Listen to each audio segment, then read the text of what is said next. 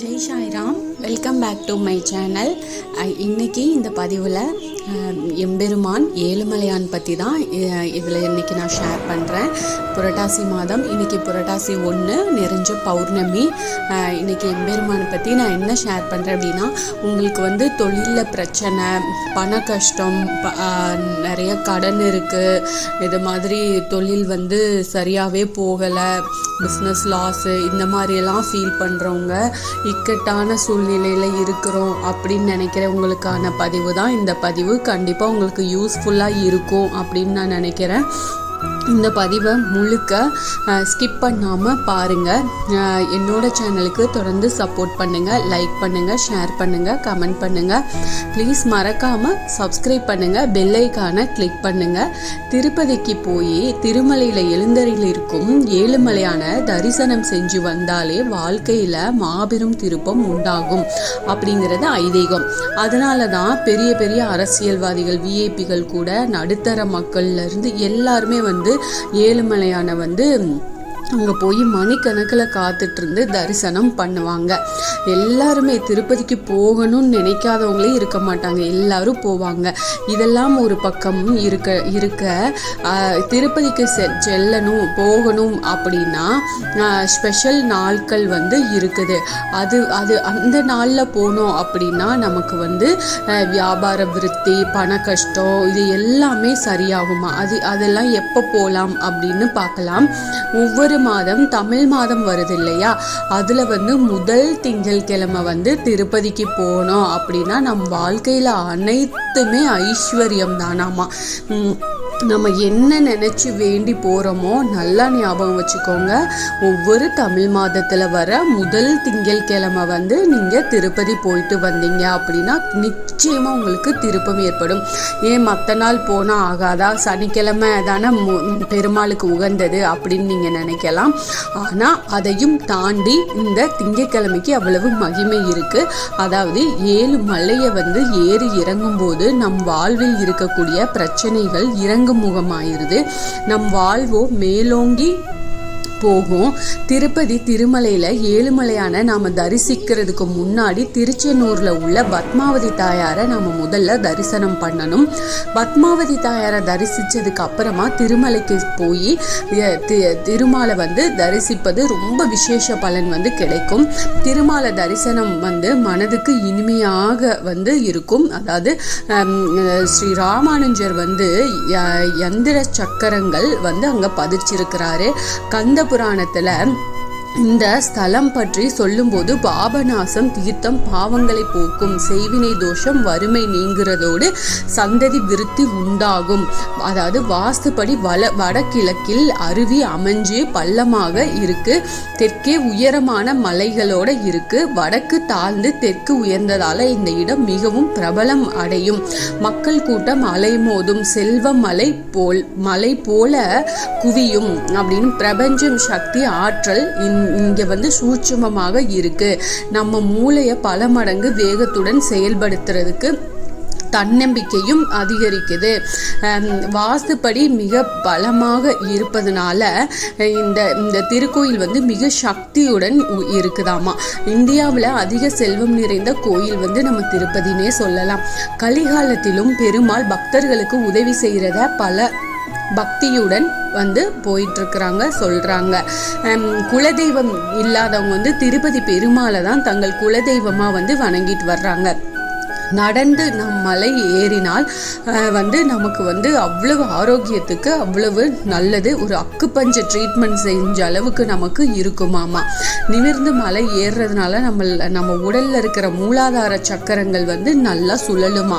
திருப்பதிக்கு வரும் பக்தர்கள் பல மணி நேரம் மலை மேல நம்ம இருக்கணுமா அப்படிங்கிறது ஒரு ஐதீகம் இருக்குது. அதை யாரிடமே நம்ம சொல்லி புரிய வைக்க முடியாது. ஏன்னா எல்லாருக்குமே அங்க போய் அந்த இதுல வெயிட் பண்றது, அந்த அறையில் போட்டு பூட்டி வைக்கிறாங்க இல்லையா, அது ரொம்ப கஷ்டமாக தான் எல்லாருமே ஃபீல் பண்ணுவாங்க.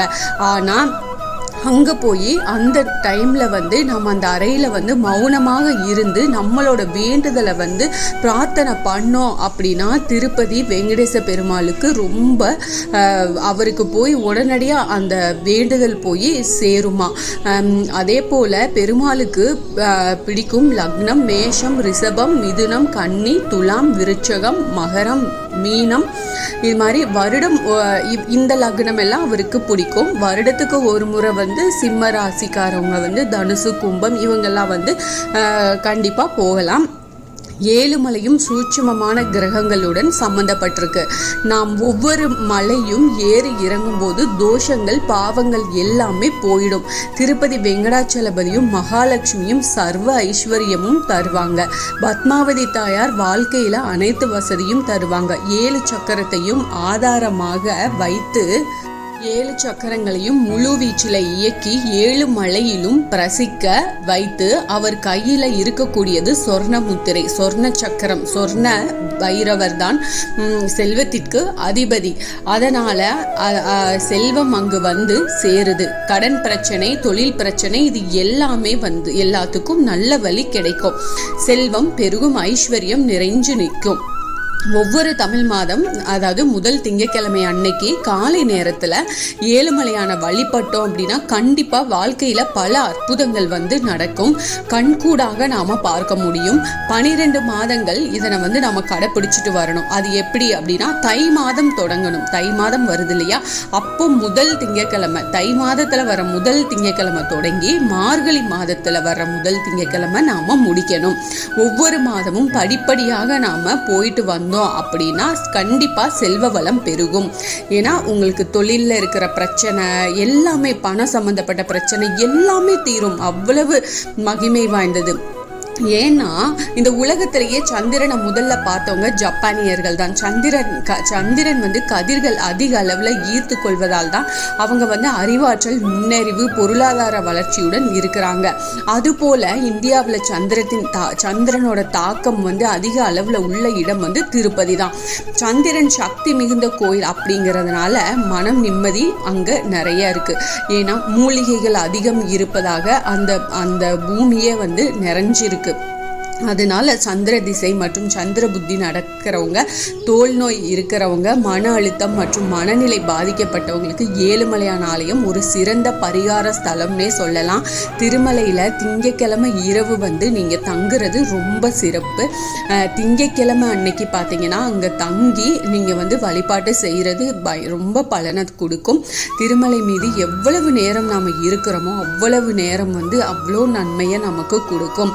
அதனால் நீங்கள் ஏழுமலையான தரிசிக்க போகும்போது திங்கட்கிழமை மற்ற நாள் அதாவது மற்ற மாதம் இந்த புரட்டாசியில் கூட போனீங்கன்னாலும் முடிஞ்சால் திங்கட்கிழமை அங்கே போய் தங்குற மாதிரி போயிட்டு வாங்க.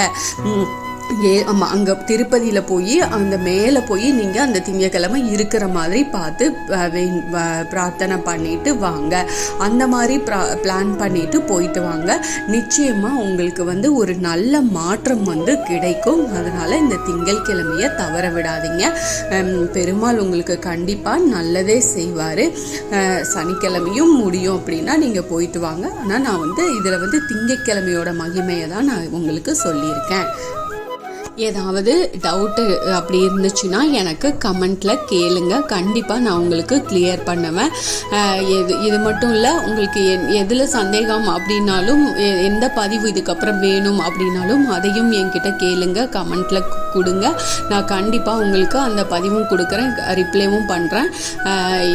Thank you friends. என்னோட சேனலுக்கு தொடர்ந்து சப்போர்ட் பண்ணுங்கள், லைக் பண்ணுங்கள், ஷேர் பண்ணுங்கள், கமெண்ட் பண்ணுங்கள். ப்ளீஸ் மறக்காமல் சப்ஸ்கிரைப் பண்ணுங்கள், பெல் ஐக்கானை கிளிக் பண்ணுங்க.